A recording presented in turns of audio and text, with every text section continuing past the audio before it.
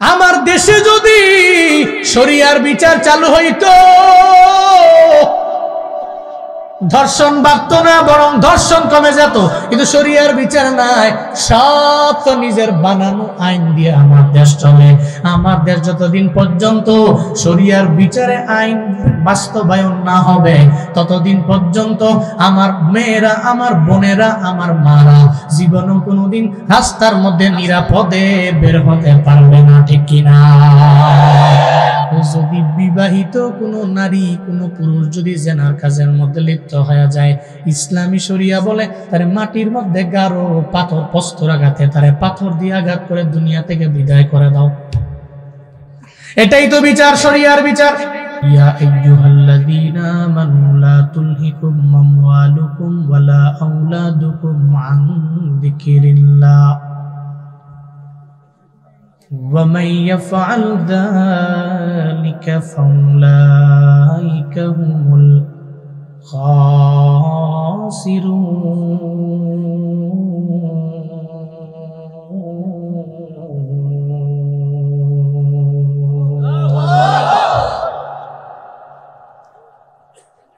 আল্লাহ বলেন, দুনিয়াতে যত মানুষ আছে সব মানুষের মাঝে ঈমানদাররা আমি রবের দরবারে বড় দামি।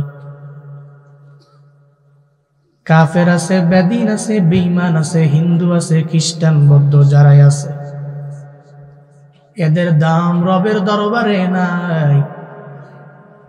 এদের সব ধর্মাবলম্বীদের চাইতে ঈমান যারা আনলো, ইসলাম ধর্মে যারা কবুল করলো, প্রবেশ করলো, এই সমস্ত মানুষের দাম আল্লাহর দরবারে বেশি। আল্লাহ চায় না একটা ঈমানদার বান্দা জাহান্নামে যাক। আল্লাহ চায় না আল্লাহর উপরে বিশ্বাস স্থাপন করনে ওলা বান্দা গুনার কারণে আল্লাহকে ভুইলা জাহান্নামের পথে আগাক। এই জন্যই কোরআনের বিভিন্ন জায়গায় আল্লাহ বলেন, হে ঈমানওয়ালারা, আল্লাহ বলেন, হে ঈমানওয়ালারা, লা তুলহিকুম আমওয়ালুকুম ওয়ালা আওলাদুকুম আন যিকরিল্লাহ। সাবধান, ঈমান আনার কারণে তোমরা বড় দামি, কারণ তোমরা মুমিন। ঈমানদারের ঠিকানা জান্নাত। এই জন্য ঈমানদার জীবনে কোনোদিন আমার আল্লাহরে ভুলতে পারে না। ঈমানদার মনে করে সন্তান দেওয়ার মালিক আমার আল্লাহ, সম্পদ দেওয়ার মালিক আমার আল্লাহ। বিশ্বম্ভরপুরের মুসলমান বলেন না, আল্লাহ যে 3 সন্তানের মালিক আপনারে বানাইলেন, আপনার জীবনে কোনোদিন একটা সন্তান কি আপনি বানাইতে পারবেন?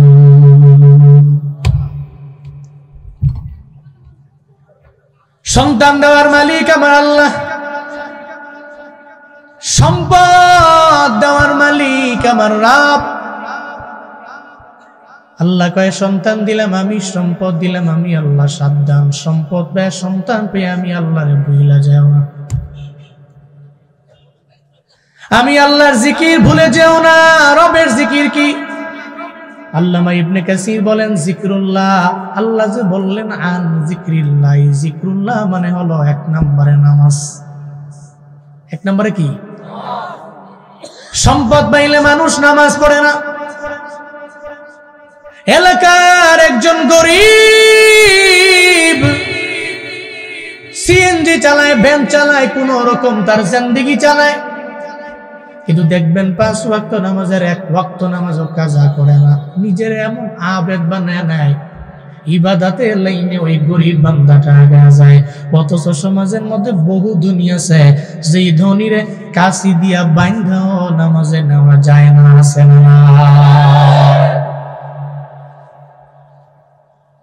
গরিব ব্যক্তি নামাজ পড়ে, ধনী পড়ে না কেন? ধনী বলে আমার টাকার বড় পাওয়ার, এই কারণে আমি নামাজে যাই না, এই কারণে নেক আমলের লাইনে আমি অগ্রগামী হই না। এই জন্য আল্লাহর জিকির ভুলে যায়, আমার আল্লাহর স্মরণ করে না, জিকরুল্লাহ চিন্তা নিয়ে আগায় না। আল্লাহ কয়, সম্পদ পেয়ে মানুষ আমার আল্লাহরে ভুলে যায়। এই সাবধান মুমিনেরা, তোমার পরিচয় মুমিন, তুমি ঈমানদার, জীবনেও কোনোদিন তুমি আমি আল্লাহরে ভুলে যাও না। তোমার সম্পদ যাতে করে আমি রবের স্মরণ থেকে দূরে না সরাই, তোমার সন্তান যাতে করে আমি রবের জিকির থেকে তোমার না সরাই। মনে রাখবা সম্পদ দেওয়ার মালিক যে আল্লাহ, কেড়ে নিতে পারে আমার আল্লাহ। সন্তান দেওয়ার মালিক আমার যেই রব। আবার ওই সন্তান আল্লাহ পাক রব্বুল আলামিন 1-2 মাসের ব্যবধানে নিয়ে যেতে পারে কি পারে না? আল্লাহ কয়ে তোরে বাবার মায়া করে আমি সম্পদের মালিক বানাইলাম। ও মুমিন, সম্পদের মালিক হয়েছ, তবে তুমি আমি রবের জিকির ভুলো না, কারণ আমি দিলাম নিয়ে যাইতে পারে আমি রব। কারুনের সম্পত্তি ছিল না, গরিব ছিল, আল্লাহ পাক রব্বুল আলামিন মায়া করে দয়া করে ওরে সম্পদের মালিক বানায়া দিলেন আমার আল্লাহ। মুসা নবীর দরবারে কারুন যায় আর যা বলে, মুসা আমি সম্পত্তির মালিক না, আমি বড় গরিব, বড় অসহায়। তুমি তো তুর পাহাড়ে দাঁড়াইয়া আল্লাহর সাথে কথা বলো, কম বলো না। আল্লাহর সাথে কথা বলো তুমি বেশি পরিমাণে বলো। ও মুসা, তুর পাহাড়ে দাঁড়াইয়া আল্লাহর সাথে একটু বলে দাও, আল্লাহ যাতে করে আমি কারুনরে মোস্ট রিচেস্ট ম্যান বানায় দেয়, সম্পদশালী বানায় দেয়, বিত্তশালী যাতে করে আমার আল্লাহ বানায় দেয়। পয়গম্বর মুসা বলে, তুমি ধনী হইলে আমার লাভটা কি? কারুন কয়, ও মুসা চিন্তা নাই, টেনশন করো না, তোমার বনি ইসরাইলের একটা লোকেরও ফেরাউন দান দেয় না, সম্মান করে না, মর্যাদার আসনে একটা লোকেরও সমাসীন করে না, পাত্তাও দেয় না। আমি কারুন যদি সম্পদের মালিক হতে পারি, তোমার বনি ইসরাইলের প্রত্যেকটা সদস্যরে আমি ধনী বানায় দিব। তুমি খালি আল্লাহর দরবারে বলো। কারুনের মতো বলনেওয়ালা আমগো দেশে নেতাও আছে। নির্বাচনের আগে মনে হয় মুসাফা করলা, একটা কুল বালিশের সঙ্গে মুসাফা করলা, আমারে খালি ভোটটা দিয়ে নেতা বানায় দেখ, তোকে রাস্তাঘাট একটাও কোনো ঝামেলা থাকবে না, আমি সব করে ফেলবো। ভোটটা দিয়া নির্বাচন করে নির্বাচিত হইতে দেরি হয়ে যায়, আবার ওই হাতটা দিয়া গরিবের সম্পদে লাথি মারতে দেরি করে না।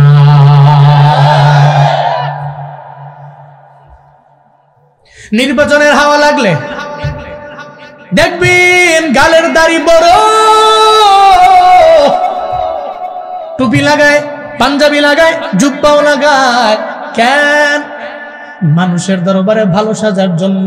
ভোটের আগে কয়েক, পরে হয়ে যায় আরেক। ঠিক না? কারণ কয়, মুসা তুমি আল্লাহর দরবারে বলো, আল্লাহ যাতে করে আমার ধনী বানায় দেয়। যদি আমি ধনী হইতে পারি, তোমার বনি ইসরাইলের একটা লোক গরিব থাকবে না, সবাইরে আমি সম্পদ দিয়ে ধনী বানাবো।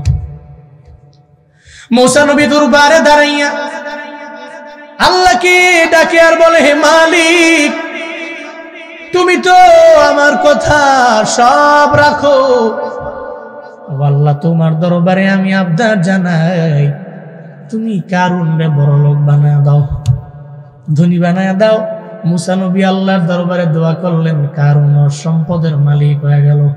এবার ধন দৌলতের মালিক হইয়া কয়েকদিন পরে মুসা নবীর কয়, মুসা হু আর ইউ? কারুন গিয়া কয়, মুসা একটু পরে জানার বিচার হবে, বিচার কি জানাও? যদি বিবাহিত কোনো নারী, কোনো পুরুষ যদি জেনার কাজের মধ্যে লিপ্ত হয়ে যায়, ইসলামী শরিয়া বলে তারে মাটির মধ্যে গাঢ় পাথর, প্রস্তর আঘাতে তারে পাথর দিয়ে আঘাত করে দুনিয়া থেকে বিদায় করে দাও। এটাই তো বিচার, শরিয়ার বিচার। আমার দেশে যদি শরিয়ার বিচার চালু হইতো, ধর্ষণ বাড়তো না, বরং ধর্ষণ কমে যেত। কিন্তু শরিয়ার বিচার নাই, সব তো নিজের বানানো আইন দিয়ে আমার দেশ চলে। আমার দেশ যতদিন পর্যন্ত শরিয়ার বিচারে আইন বাস্তবায়ন না হবে, ততদিন পর্যন্ত আমার মেয়েরা, আমার বোনেরা, আমার মারা জীবনও কোনোদিন রাস্তার মধ্যে নিরাপদে বের হতে পারবে না। ঠিক কিনা? এই জন্য তো উলামায়ে কেরাম এক, আর দলের উলামায়ে কেরাম এক। সুনামগঞ্জের মানুষেরা আগামী নির্বাচন হবে, এটা আপনার জন্য ডিসিশন আপনার।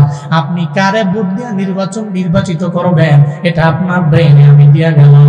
আপনার কাছে যারে মনে হয় উনি নির্বাচিত হলে অন্যায় করবে না, ভালো কাজ করবে, কে নির্বাচিত হবে?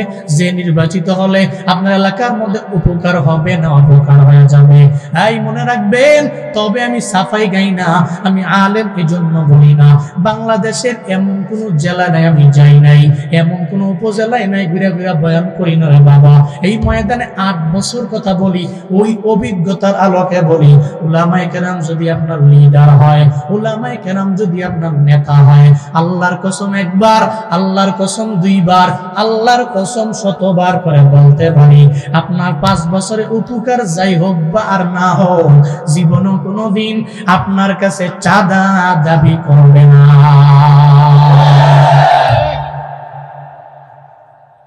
যার প্রমাণ মুফতি হেদায়েতুল্লাহ আজাদি, আমজাদ হুসাইন আশরাফি, যার প্রমাণ উলামায়ে কেরামরে ক্ষমতায় বসাইও, শরিয়ার আইনে বিচার কাজ ফয়সালা করবে এরা। যদি করতে পারে সমাজের মধ্যে দর্শন থাকবে না, অন্যায় থাকবে না, অবিচার থাকবে না। কারণ উলামায়ে কেরামের দিলের মধ্যে তো আছে, আল্লাহ বললেন ওয়াইদা হাকামতুম বাইনান নাসি আন তাহকুমু বিল মা'রুফ। এই মাতবরেরা, এই বিচারকেরা, তোমরা যখন বিচার কার্য ফয়সালা করে নাও, তোমরা আদালত কায়েম করে নাও, ইনসাফ কায়েম করে নাও। এটা উলামায়ে কেরামেরা জানে।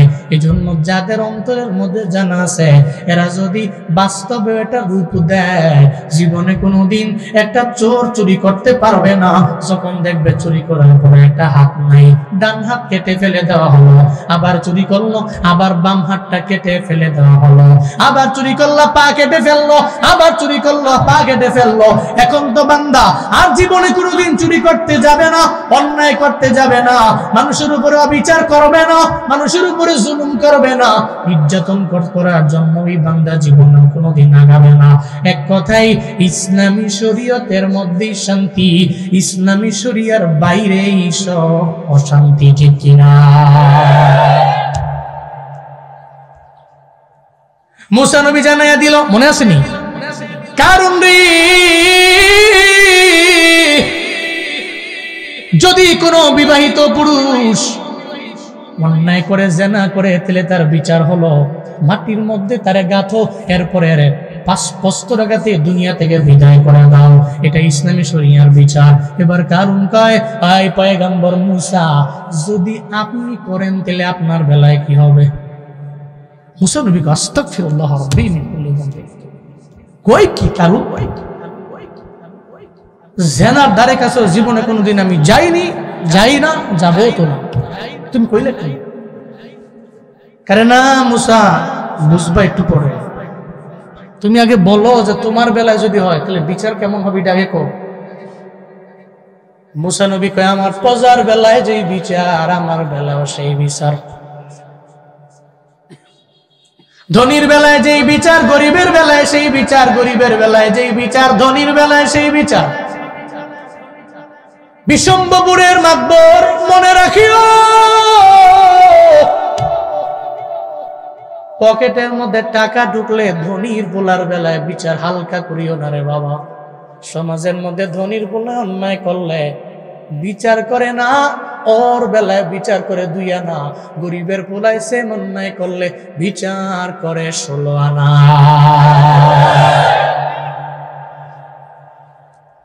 গরিবের বেলায় যেই বিচার, ধনীর বেলায় সেই বিচার।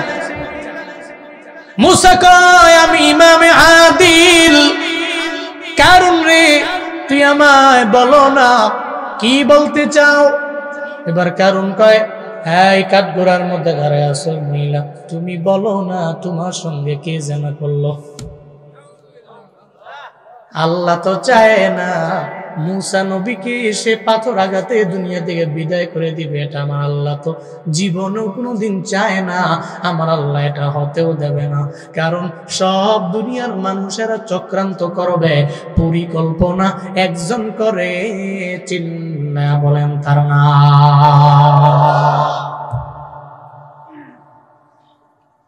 কারণ চক্রান্ত করে ফেললো,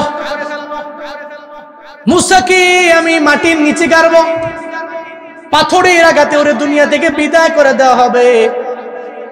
এবার ওই মহিলারে বলে, হাই মহিলা, তুমি বলো তোমার সঙ্গে জানার কাজের মধ্যে কে লিপ্ত হয়ে গেল? মহিলা একটা বলতে গেল, কিন্তু আল্লাহ পাক ওর জবানটারে ঘুরাইয়া দিছে। সুবহানাল্লাহ, জোরে পড়বেন না, চিল্লা বলেন না, খেলা কাদের কুদরত দারি বর কামাল, আনতা রব্বি আনতা হাসবি জুল জালাল, তুহি কাদির জলিলুল্লাহ জাহাদা বহর হালে, তুহি মেরা নগহদার। ومكر الله والله خير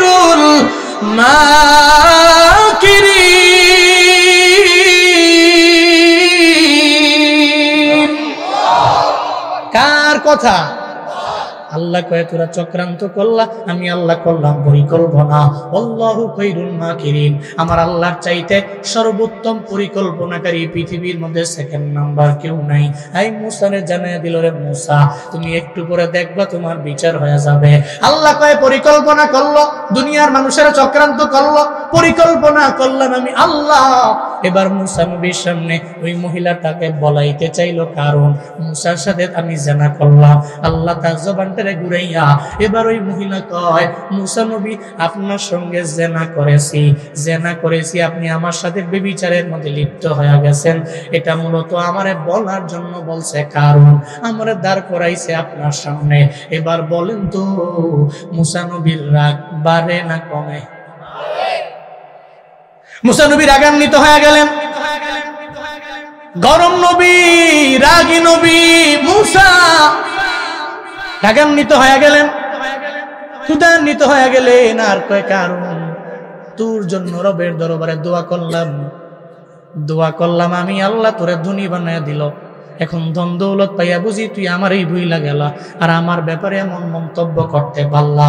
আমারে মারার জন্য বুঝি তুই আমারে মাটির মধ্যে অর্ধেক গাইরা পস্তর আঘাতে দুনিয়া থেকে বিদায় করে দেওয়ার জন্য ট্রাই করলা। ও কারণ তুমি পারবা না, কারণ তুমি চক্রান্ত করলা আমার বিরুদ্ধে। আমার ডানেও কেউ নাই, বামেও কেউ নাই, সামনে কেউ নাই। লা তাহজান ইন্নাল্লাহা মা'ানা আই ওয়া হুয়া মা'আকুম আইনামা কুনতুম।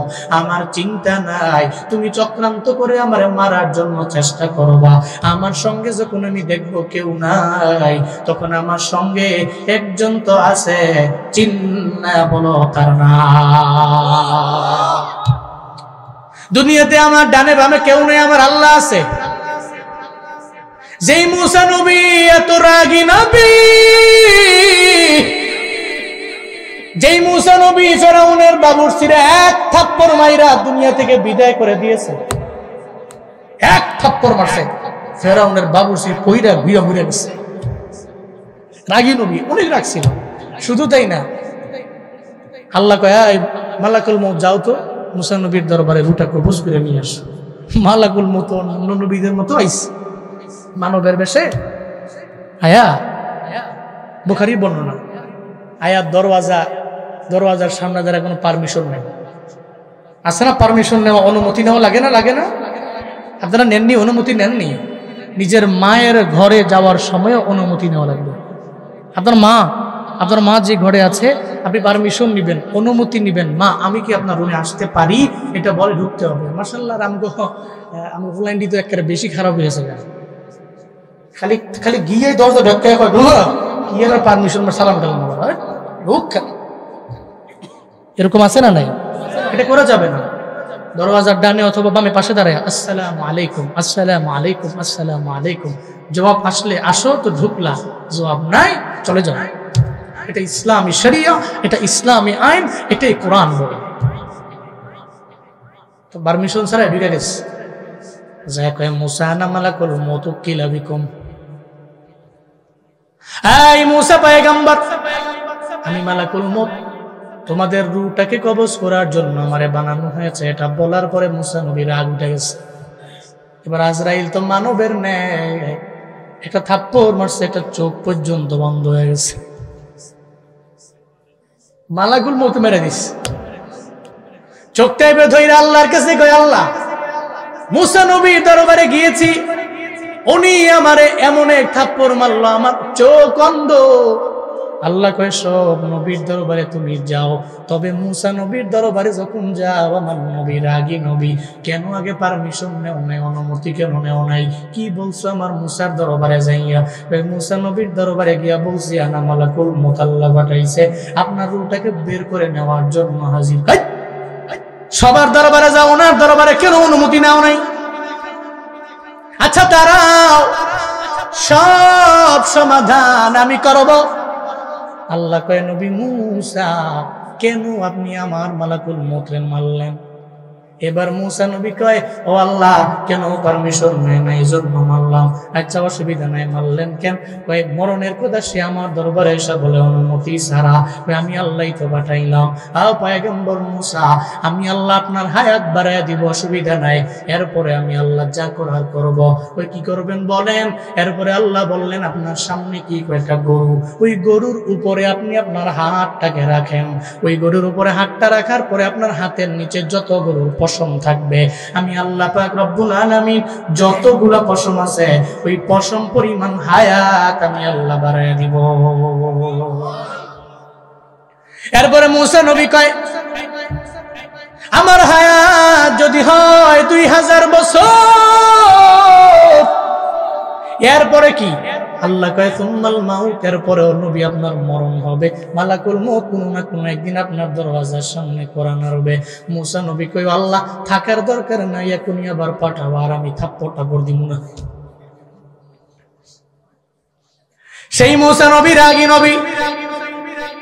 মুসা নবী কয়, কারুন, আমার দুয়ার বদৌলতে তুই ধন দৌলতের মালিক হইলা, কিন্তু এখন তুই আমার বিরুদ্ধে চক্রান্তের জন্য লাইগা গেলা।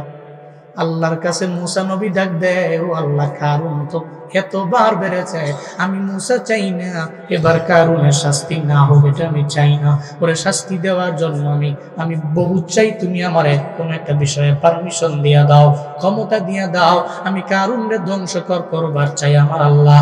আল্লাহ কয়, নবী মুসা, অসুবিধা নাই, আমি আল্লাহ আপনার পাওয়ার দিয়া দিলাম, পাওয়ার। এই জমিনের মালিক আমার আল্লাহ। আল্লাহ কয়, নবী মুসা, এই জমিনের পাওয়ার আমি আল্লাহ আপনারে দিয়া দিলাম। আপনি জমিন কিনলেন, দলিল করেন নাই, পাওয়ার দলিল আছে না নাই? আছে নি? যারা জমি জমা কিনে না এরা তো বুঝেও না। তোমরা যারা কিনছো না থাক চুপ থাও, যারা জমি টমি কিনছেন আছে না, পাওয়ার দলিল, পাওয়ার দিয়ে দিছে, খরচ মরচ কমবে, যাও আমরাই পাওয়ার দিয়ে দিলাম, যাও ভাই। তো পাওয়ার দলিল, পাওয়ার দলিল মানে পাওয়া গেছে, হ্যাঁ জমির মালিক সে হয়ে গেছে, অসুবিধা নেই, এই জমি খাইতে পারো। তো আল্লাহ মুসা নবীরে জমির পাওয়ার দিয়ে দিল। সুবহানাল্লাহ পড়বেন না? জমিনের মালিক কে? আপনি এই জমির মালিক, আপনি আরেকটা বেড়ার পাওয়ার দলিল দিয়ে দিচ্ছেন, এরপর থেকে আপনি মালিক আছে না, আপনি নাই তো এখন বেড়ার পাওয়ার, বেড়া এই জমিন যা মন চাই তাই। কথা এখন ঠিক কিনা বলেন? আপনি যদি তুই আলু লাগাইস না, এটা আমার জমি, বেড়া চট দিয়ে লাগবে, তুমি পাওয়ার দিয়ে দিছো না, এটা আমি যা মনটা করবো, আমি এটার মধ্যে ওয়াশরুম বানাবো, তোমার সমস্যা কি? আল্লাহ কয়, নবী মুসা, জমিনের মালিক আমি আল্লাহ, জমিনের সম্পূর্ণ পাওয়ার আমি আপনারে দিয়ে দিলাম। এই মুহূর্তে জমিনের যা বলবেন সব জমিন আপনার কথাই শুনবে। মুসা নবী ডেকে বলে, হে জমিন, কারুন তার যত সম্পত্তি আছে সব সম্পত্তিগুলা কারুন সহ তার টাকনো বরাবর ডাবায়া দাও। এবার কারুন যখন টাকনু বরাবর ডেবে গেল, মুসারে কয়, মুসা তুমি আমার চিনো নাই, আমি কে? আমার নাম কারুন, আবার সম্পদের মালিক আমি কারুন। তুমি মনে করছো আমি ফেরাউন? না না, আমি ফেরাউনের মতো না, এর চাইতে বড় পাওয়ারওয়ালা। এই তুমি আমার টাকনু বরাবর ডাবাইয়া জীবনেও কোনোদিন আমার দরবার থেকে বাঁচতে পারবা না। পৃথিবীতে জালেমরা, ওরা জানে না ওদের পতন হবে, এরা পতনের আগের দিনও দেখবেন অনেক বড় বড় কথা মিডিয়ার মাধ্যমে কয়, অথচ জানে না একদিন পরে তো ওর নাম ওই এলাকার মধ্যে কেউ নিতে পারবে না। ওরে মারার জন্য জনতারা, ছাত্র জনতা ওর বাড়ি পর্যন্ত আগে যায়। আর যদি 1 ঘন্টা সময় থাকে, ওই জালেম রে টুকরা টুকরা কইরা নদীর মধ্যে বাসায়, ঠিক কিনা? একদিন আগেও যদি মাফ চাইতো, নিজেকে যদি বিনয়ী বানাইতো, তাহলে ওই দিন উনি বেঁচে যাইতো, কারণ বিনয় বড় দামি। কিন্তু এরপরেও জালেমরা মরার আগেও কয় আমি তোর উপরে জুলমের মাত্রা বাড়াইয়া দিব, দিকে রাহিস, আমি তোর একদিন বিচার করবই করবই করব। এটা বলে কারণ মুসা তোমার বিচার আমি করব। মুসা নবী কয় তোর পাওয়ার নাই, তুই চাইলেও আর পারবি না। টাকনু বরাবর যখন ডেবে গেল, এবার মুসা নবী কয় এই জমিন আমি চাই না, এই কারণ টাকনু বরাবর ডাইবা আবার উঠে যা। আল্লাহ পাক রব্বুল আলামিন এই জমিনের পাওয়ার আমারে দিয়া দিল। এই জমিন তুই আমার কথা শোনা লাগবে। এবার কারণ রে তুই হাঁটু বরাবর মাটির নিচে নিয়ে যাও। সঙ্গে সঙ্গে জমিন হাঁটু বরাবর হাঁটুর নিচ পর্যন্ত নিয়ে গেল। এবার কারণের মনের মধ্যে ভয় ঢুকে গেল, মুসা রে কি হইতেছে? What do you do, মুসা? কি করতেছো মুসা? আমি তো ডেবে যাচ্ছি রে মুসা। মুসা নবী কয় এবার কাউকে টাকনু বরাবর পর্যন্ত যাইয়াও যদি বিনয় নিয়ে বলতাম মুসা আমারে মাফ করে দাও, জীবনে কোনোদিন আর সম্পদের বাহাদুরি দেখাবো না। আমি আল্লাহরে বলতাম আমার আল্লাহ কারুনরে তুমি মাফ করে দাও। আল্লাহ পাকরে বলার পরে আমার আল্লাহ তোমারে মাফ করে দিত। কিন্তু তুমি জীবনের শেষ মুহূর্তে আইসাও টাকনু বরাবর ডাইবাও তো আমার দরবারে অন্যায় আচরণ করলা, আর তোমার ছাড় দেওয়া হবে না। যত দিয়া দিলাম দিয়া দিলাম, কারণ আল্লাহর ধরা এমন ধরা, আল্লাহ একবার ধরে, দুইবার ধরে, তিনবার ধরে এমন না, একবার ধরার মতো ধরে। যখন ধরে তখন হেলিতে মামু বাড়ি যাওয়া লাগে। এদের একটারও ছায়া বাংলার জমিনে পাওয়া যায় না। ঠিক কিনা বলো? আল্লাহর ধরা বড় ধরা। এই কারণ তুই হাঁটু বরাবর ডাবছো, এখন আল্লাহ নাই, এখন হাঁটু বরাবর ডাইবা গেলা। হাঁটু বরাবর ডাবলো, এরপরে কারণ কয় তুমি আমার বাঁচাও, কই আর সময় নাই।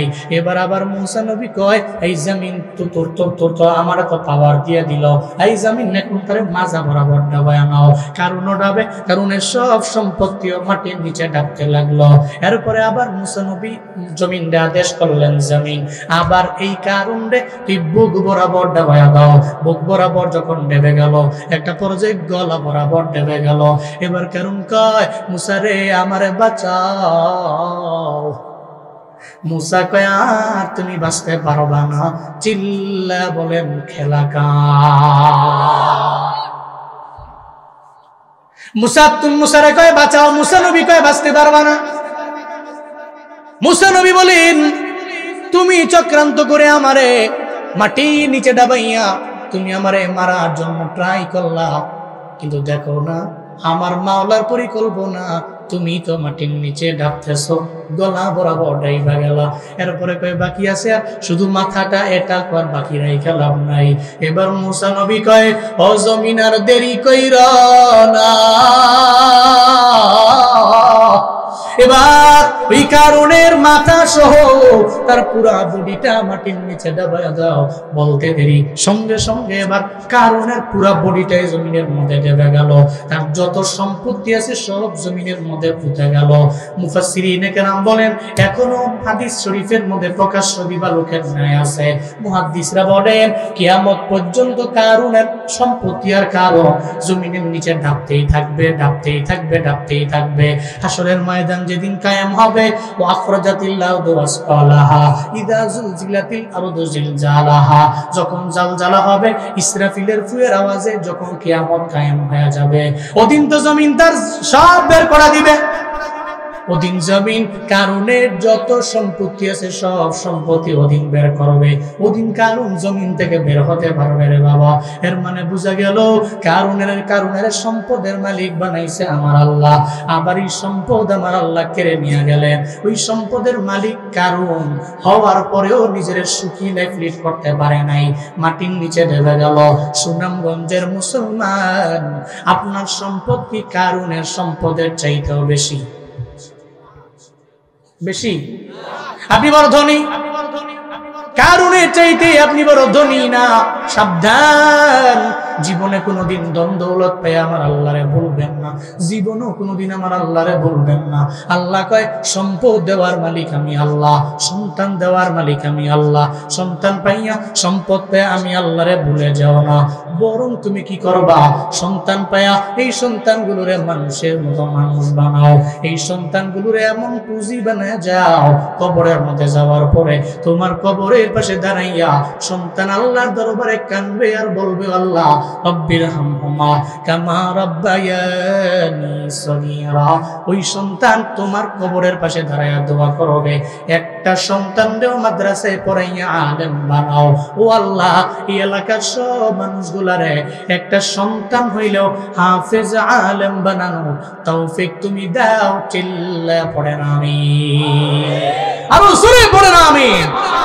তুমিয়া একটা পোলা, আবার 3টা ছেলে, তো 2টা ছেলে কে দিছেন? আপনি একটা ছেলের দিন এনে পারবেন না দিতে? একটা ছেলে দেন, ওরে দিন এনে দিয়া ওরে মানুষের মতো মানুষ করেন, ও মানুষের মতো মানুষ হবে। আপনি দুনিয়াতে কিছু পান নাই ওর দ্বারা, কিন্তু মনে রাখবেন বারজাখের জীবনে আপনি যখন শায়িত, অমিয়া কবরে তো আপনি একা না, কেউ আছে ওখানে? কেউ যাবে? কোনো সময় বলছে নাকি যে কবরে যাইতেছে? উনি তো বহু সম্পদের মালিক ছিল, টাকা পয়সার মালিক ছিল, উনি কবরে গিয়ে খাওয়া দাওয়া করতে হবে, রেস্টুরেন্ট আছে, ওনারা 1-2 কোটি টাকা দিয়ে এলো, আছে নাকি? বলে নাকি? আহা, কবরে আপনি একা। ওই কবরের মধ্যে যখন আপনারে বসায় দিয়ে চলে আসবে, শুয়াইয়া মুনকার নাকির এসে আপনারে বসায়া দিবে। মান রাব্বুকা মা দীনুক ওয়া মান হাযার রাজুলুল্লাযী বুইসা ফীকুম। 3টা সওয়ালের জবাব যেই বান্দা দিতে পারবে, বান্দার জন্য কবরের মাটি হবে জান্নাতের বাগান। না দিতে পারলে জাহান্নামের গর্ত। বিশম্বপুরীর যুবক, যদি তুমি তোমার জুবান কালে আমার আল্লাহর কাছের বানাইতে পারো, আল্লাহর জিকির থেকে যদি দূরে সরে না যাও, কবরের মধ্যে গেলে মান রব্বুক বলার পরে তুমি বলতে পারবা রব্বি আল্লাহ। চিল্লায়া বলেন না আমাদের রব কে? আমাদের রব কে? এটা বলতে পারবা তুমি কবরে গেলে। আর যদি বলতে না পারেন, কবর তো জাহান্নামের গর্ত, কবরে সাপ, কবরে জাহান্নামের আগুন। 3 লাইনের মধ্যে ফোন দিয়া ফায়ার সার্ভিসে লোক আপনার কবরের মধ্যে নেওয়া যাবে না রে বাবা। ওই কবর যদি জান্নাত বানাইতে চাও, সন্তানটার একজন হলেও আলেম বানাও। যদি হাফেজ আলেম বানাও, সন্তান মা বাবার কবরের পাশে গিয়া দাঁড়াইয়া মুনাজাত ধরবে, আল্লাহর দরবারে কানবে, ও আমার আল্লাহ, আমার মা বাবার কবর তুমি জান্নাত বানাও। সন্তান যদি মা বাবার কবরের পাশে গিয়া দাঁড়ায়, আসসালামু আলাইকুম ইয়া আহলাল কবর ইয়াগফিরুল্লাহু লানা ওয়া লাকুম ওয়া আনতুম সালাফুনা ওয়া নাহনু বিল নাসর। এই দোয়া আছে না নাই?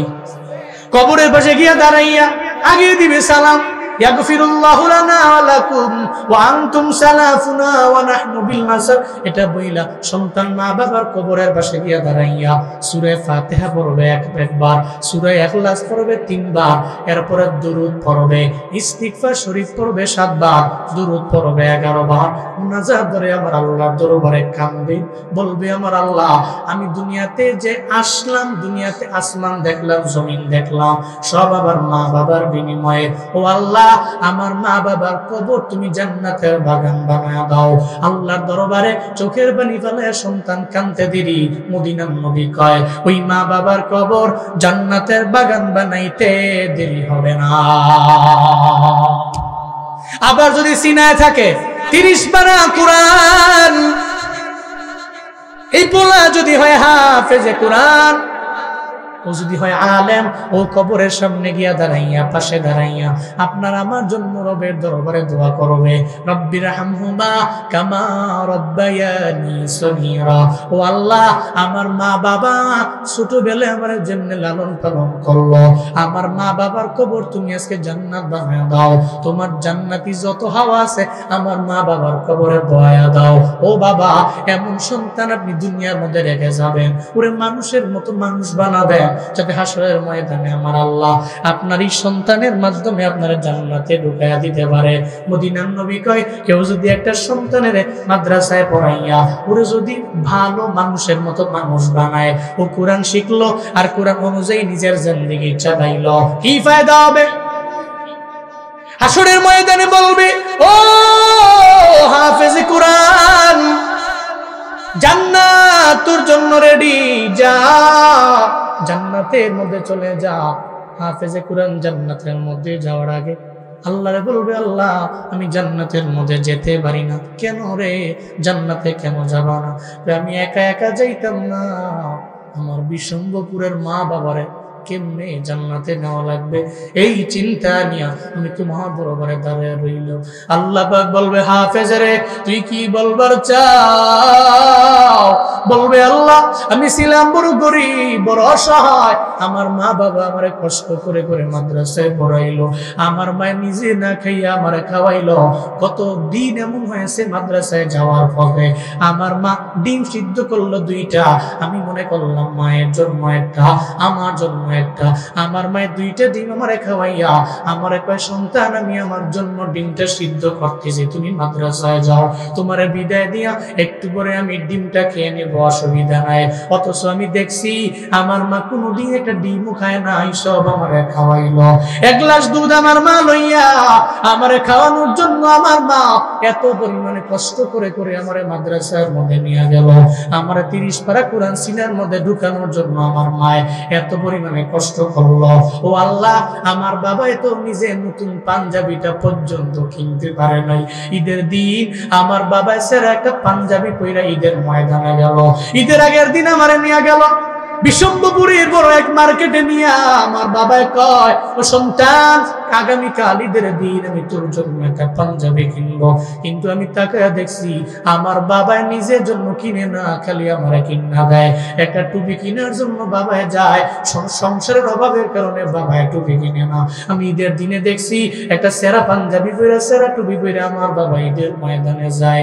ও আল্লাহ, যেই বাবা আমার এত কষ্ট করে দুনিয়াতে আমার বড় বানাইছেন, যেই মা আমার কষ্ট করে মাদ্রাসায় পড়াইলেন, আল্লাহ গো, ওই মা বাবার ছাড়া আমি জান্নাতের মধ্যে যেতে পারি না।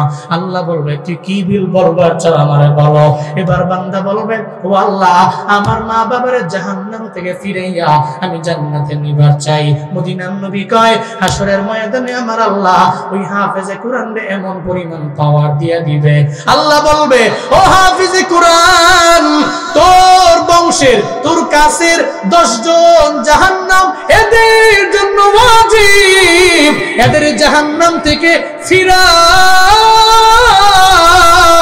জান্নাতের 8টা দরওয়াজা ওপেন, তোর যেই মানুষটারে মন চায় এদের ধর, এদের ফিরা, এদের জন্য জাহান্নাম ওয়াজিব হয়ে গেছে। জাহান্নাম থেকে ফিরাইয়া এখনই মুহূর্তে জান্নাতের মধ্যে ঢুকায়া দাও, এখনই জান্নাতের মধ্যে ঢুকায়া দাও। আপনার কোলায় যদি হাফেজ হয়, আপনার ছেলে যদি আলেম হয়, হাসরের ময়দানে আপনার জন্য জাহান্নাম ওয়াজিব হয়ে গেছে। ওই জাহান্নাম থেকে ফিরাইয়া আপনার জান্নাতের মধ্যে আপনার ছেলে নিয়ে যাবে। এই বিশম্বপুরের বাবারা, এই জন্য আমি বারবার এই জন্য এই কথাটাই বলি, সন্তান দেওয়ার মালিক আমার আল্লাহ, সম্পদ দেওয়ার মালিক আমার আল্লাহ। যে কোনো সময় সম্পদ নিতে পারে, যে কোনো সময় সন্তান নিয়ে যাইতে পারে। আজকে থেকে নিয়ত করে নেন, সন্তানগুলোরে আমি মানুষের মতো মানুষ বানাবো, আল্লাহর পথের পথিক বানাবো। আর আমার সম্পদ আমি অন্যায় লাইনে খরচ করব না, আমি না করব অপচয়, না করব আমি কিপটামি, আমি দ্বীনি লাইনে খরচ করব। কারা কারা পারবেন 2টা হাত তুলে আমার আল্লাহরে দেখা। আল্লাহ প্রত্যেকের হাতগুলো আপনি কবুল করে নেন। আল্লাহ প্রত্যেককে সন্তান আপনি দিয়েছেন, আপনি সম্পদ দিয়েছেন, আল্লাহ আপনার রাস্তায় খরচ করার তৌফিক দান করেন। হাত নামান, জোরে পড়ে না আমিন। ভাই সব এই প্রোগ্রামটা মাদ্রাসার পূর্ব মেরুয়াখোলা খাদিজা নুরানিয়া হাফিজিয়া মাদ্রাসা, এই মাদ্রাসার মাহফিল, এই মাদ্রাসার প্রোগ্রাম। মাদ্রাসায় আসার সময় আমার ওই নুরুল আমিন ভাই বলতেছিল, এই মাদ্রাসার কিছু ঘাটতি আছে। কি আছে? মাদ্রাসা চালাইতে গেলে বহুত ঘাটতি হয়, তাদের কিছু চাহিদা আছে মাদ্রাসার ব্যাপারে, মাদ্রাসা কেন্দ্রিক চাহিদা। ওনাদের টিন লাগবে। টিন লাগবে কয় বান যেন টিন 10 বান টিন লাগবে। কি হুজুরের ঘরের লিগা না মাদ্রাসার লিগা? আরে কথা কয় না, একজন লোক উঠতেন না, একজন লোক উঠতেন না, পরে ডাক দিয়েলাম, এতক্ষণ তো রাগমা হয়ে গেছি না, পরে ডাক হয়েছে আমরা মুশকিল। পরে আবার আপনার গায়ে যেটা আছে ওই গায়ের রং পেয়ে ডাক দিয়েলাম, পরে আপনার আইন না ইন্দা ওই মাইকো ধরে কয়াম আপনি খেললে গা যান গা, আপনি কইবেন কয়ে যাবেন গা, শেষ খেললি বলি নাকি উঠতেন না কেউ। হুজুর এখন মার হাবা মনে করছে অন্য হুজুর, হ্যাঁ মনে করছে অন্য হুজুর, না অন্য হুজুর না, আপনারা যেটা দেখতেছেন এই হুজুরই। জোরে কোন মার হাবা। মাদ্রাসা নবীজির ঘর, নবীর ঘর মাদ্রাসায়, এখানে তুলাবে ইলমের দ্বীনরা পড়বে। যতদিন এই মাদ্রাসা কায়েম থাকবে, দায়েম থাকবে, এই মাদ্রাসা প্রতিষ্ঠিত থাকবে, আল্লাহর কসম, আল্লাহর কসম আপনি কবরে যাবেন, পেতেই থাকবেন এই সওয়াব। এটা সাদাকায়ে জারিয়া।